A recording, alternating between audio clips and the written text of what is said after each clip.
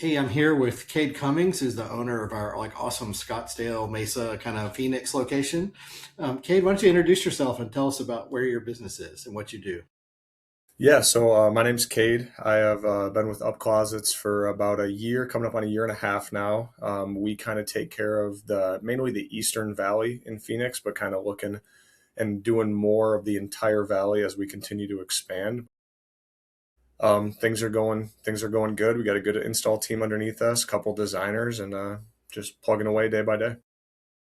And we brag about, and the joke that I make is I like to identify as a Gen Z myself, but we brag about having entrepreneurs in their early 20s. And you guys, I don't know how old you were when you started, but it was pretty young. And our young entrepreneurs, people like yourself, you guys make up like 60% of our top performers. Like you just way overperform. Like so does your performance feel normal, or do you why do you think people in your age group make such amazing franchise owners? I think with myself, and I would imagine a lot of the other younger owners, we like to be very involved with the system and the day-to-day operations rather than sometimes um, other owners tend to kind of have it be more passive or want to automate it a little bit more. And I think being involved, having a face and being ahead of the franchise, you're able to kind of show some authenticity while being able to also grow the business, being hands-on, you're seeing how those operations work as you expand.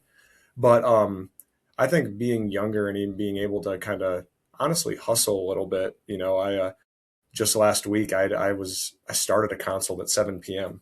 Just because it was when the person could work. I When you're younger, you have a little bit more flexibility to kind of be aggressive with your business and take those risks. I know a lot of times if I were to have three or four kids, they probably have activities at 7 p.m. versus I don't know, I might just be playing video games or in my garden or something like that where I have the flexibility to be more customer friendly and accommodate those requests. So A lot of business people will say like the best time to start a business is 30 years ago or today, and I think that's true. Sometimes you just have to jump in. I think if I think back to when I was your age in my early 20s, mid 20s, like I'm not sure people my age in my 50s, we don't remember what we did when we were 20s. It seems so far back. But starting now, like with what you've learned running this business, and you've been able to scale it to a really amazing business with a huge future ahead of you, like what does the next 10 years of 20 years of your entrepreneurial life look like? Are you learning stuff that you can use the rest of your life, or is it beyond just running how to run an amazing custom closet business? yeah, so the next 5, 10 years of my life, I would imagine we continue to expand what we currently have. I mean, we're looking to get into more territories, expanding because, I mean, Phoenix and this metro area is a great market. I'm pretty sure it's still the fastest growing metro area in the country, as it It's was for the last 5 years or so. So I'd imagine still keeping going with that. And um, I know but for maybe those watching don't know, I'm also an owner of a couple garbage routes in Minneapolis. So with this, I've been able to kind of two very different industries, but there's a ton of overlap, and the experience I've gained from this has helped with that. And previous experience I helped with Garbage World has helped operations over here. And on top of expanding this, I would imagine this experience and knowledge I've gained from this is going to carry over into other ventures and just help me to continue to grow within this industry and others as over the next 10 years, I would imagine. the Phoenix, the Scottsdale, the Valley, like it's somewhat competitive. I mean, it's growing and it attracts a lot of home service businesses. You probably have 8 or 10 closet companies that you probably compete with occasionally. What do you think separates Up Closets as a brand apart? Like, how do you? Because you've been able to clearly like grab market share, like really fast. But like, what? Why? Like, other than the hustle, we know you guys put amazing work into your business. But like, what is it about what we do that makes us unique in the market? I think transparency is a really big thing out here where the way we operate, we like to be as transparent, as authentic as possible.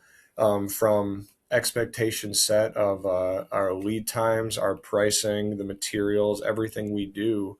Um, we just like to be honest. I think people appreciate authenticity. Yeah. Whether it's myself doing the consult or my girlfriend is our one of our other main designers, it feels like a tight knit community, and that's an extension of corporate.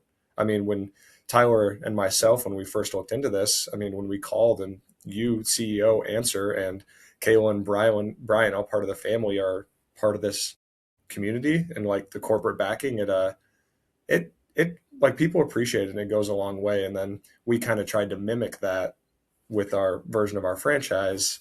And it's ended up working pretty well. And I think people appreciate the authenticity.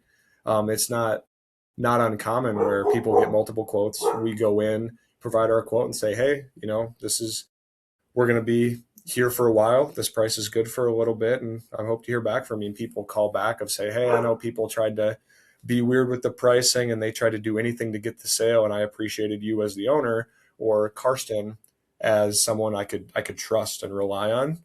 Um, so I think just being transparent and honest is it's becoming more rare, and people appreciate it. And it's a big cultural. You've heard us preach about it. That's a big cultural thing with us. That's Oh, just yeah. the way you should do business. And a big interesting part, and you see this in your market. You're selling to a lot of younger owners. So like a lot of the people you sell to are under 40. And I think in our system nationwide, we kind of own a larger than normal share of that demographic. So 68% of our customers are under 40 at this point, which is not normal in the closet industry. Do you think, because being in that age group, do you think that customers like you, when you buy things, have different expectations from home service people or people that you do business with for your house? Um, I would say expectate like myself, where I just got security cameras updated a while back, and that process, I'm pretty sure I worked with the owner, and he was 29, and it was something where he was straightforward about it. Hey, this is what you're getting. This is what you're getting, and he was basically like, "These are my margins. This is where I'm at." And as someone also in the service industry, you can respect how they operate and the transparency because I know it's been going on for decades, but and kind of the older crowd is used to the car salesy approach and just kind of like doing anything to get a sale. I think people that are younger, they just if you're just straightforward, I think people appreciate it. And a lot of times with this younger crowd that maybe got into a house during COVID or in the last decade, it's kind of difficult to turn your current house into the next house unless you're getting substantially more income with the way the interest rates are and house prices increased. A lot of people are happy in their current house with their payments, but they want to upgrade it. That's why we're able to kind of target those youngers, like, oh, preparing for kids. I've seen a lot of bedrooms turned into nurseries, and we have those closets specifically for that, or they want extra storage. So I think expectation wise, it's kind of what I talked about earlier. The younger crowd looks for authenticity. Not that the older crowd doesn't, but I see it a lot in my age group. Yeah, and a lot of your competition's chasing older affluent buyers. They're not really taking you as a customer serious. Probably, I would think Yeah, that we see absolutely. that a lot in our market. So kudos to you guys. Where do you see? Is there something you've done for a customer that really like they were just amazed at the closet? Do you have a story that pops out where you put a closet in and it just changed somebody's life, or they were real emotional? Like, what's your So favorite experience?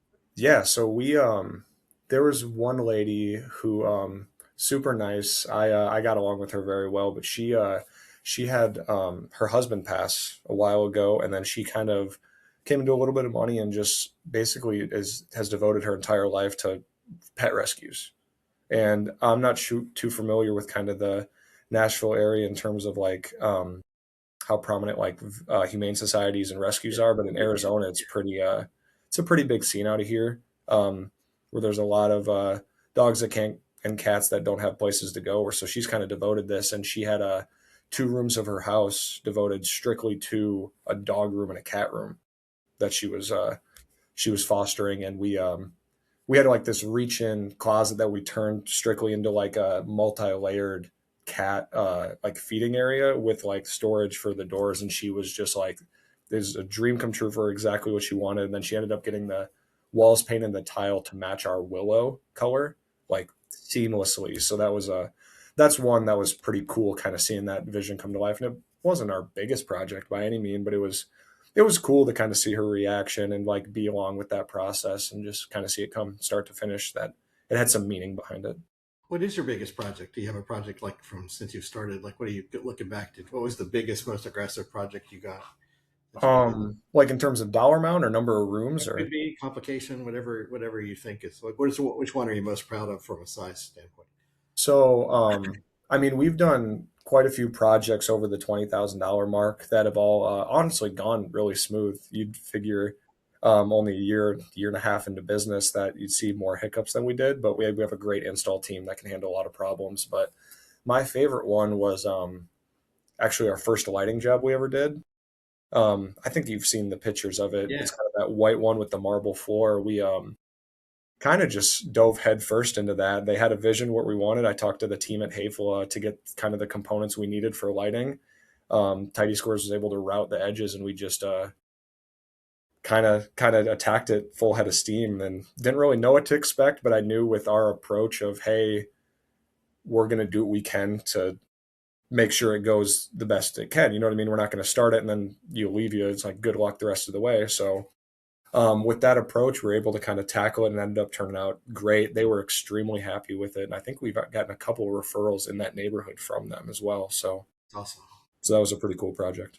What would you want somebody who was thinking about opening a custom closet business in some market other than Phoenix, because you're going to gobble that up, I would think, at this point. What would you want them to know about the culture of the company or the level of support and training, or like how has that been for you as an owner? Just what's It's your been, experience been like? it's been awesome. I mean, um, it's the ability to kind of, whenever something, and God forbid it does, but inevitably goes wrong. It's business, you got to adapt. Something happens.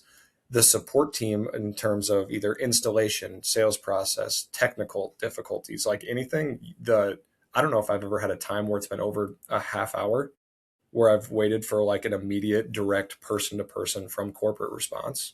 And it's been awesome. I mean, from when we flew in to get the training done in person with sales and the install, I mean, I like to think of myself as a handy guy, but I don't have, custom carpentry experience.